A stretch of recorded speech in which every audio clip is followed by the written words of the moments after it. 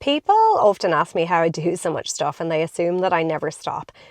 And today, because I've been doing a short course based on the work of Joe Dispenza, I was reminded of this concept of time bending. Now, this isn't about magically creating more time or manifesting more time, and it's actually not one of his concepts, but it's about how we make the most of the time that we actually have. So there's a level of mindset around this and a level of strategy, both of which are things that I'm really into, and obviously the rhythm with which we work. And so I wanted to talk you through 4 or 5 ways that I use time bending and that you can use it. So the first thing is I set an immovable date and I work backwards from it. So to give you an example, I locked in the keynote that I was running in aid of the Hospital Foundation a few weeks ago. And then I put in my calendar the things that absolutely had to be done by certain dates. So I would have like little marketing goals each week, the date obviously that I needed to finalize the raffle prizes, the days I needed to check in with the bar, but everything was just locked and loaded in my diary. So rather than, making the task turn into something bigger than Ben-Hur, I just created the constraint, did what I could, and that changed my behavior around it. So, could I have done with a longer lead in? Maybe. But would I have done more productive work in the lead in? Probably not. So the second thing that I do is I compress the timeline. And I often do this with running, but I do it with things within the business as well, in that I will set a deadline and I think, well, ideally I might have 6 months to get ready for this, but can I do it in 3 months? So I did this year. When I came back from our overseas trip in January, I announced to my coach that I wanted to run from Sydney to Newcastle at Easter. Again, that probably could have been done with a longer drawn out timeline, but it was done and it was fine without waiting for sort of perfectionism or, motivation or repeatedly going back and forth over the same ground, which I'm really not, into.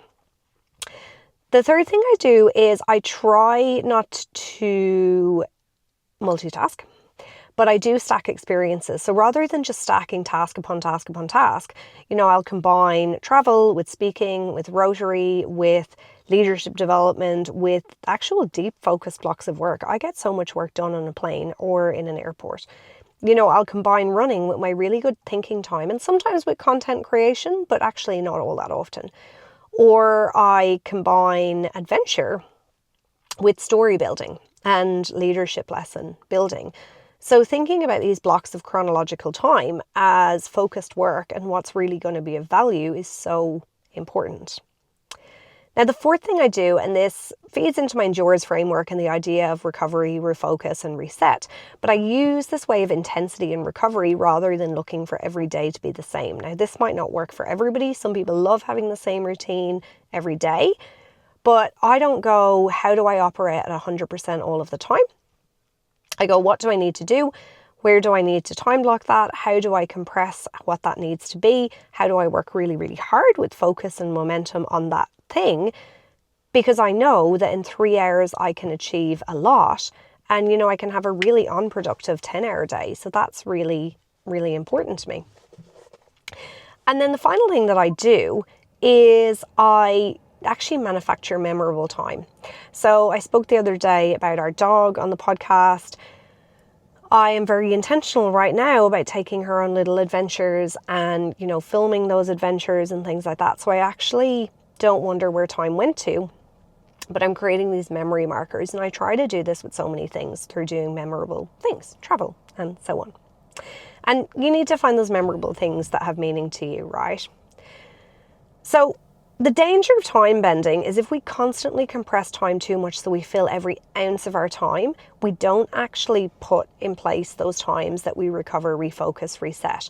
So, the dark side is this episode's not about me fitting 97 things into a Tuesday, right? There's a cost to excessive compression.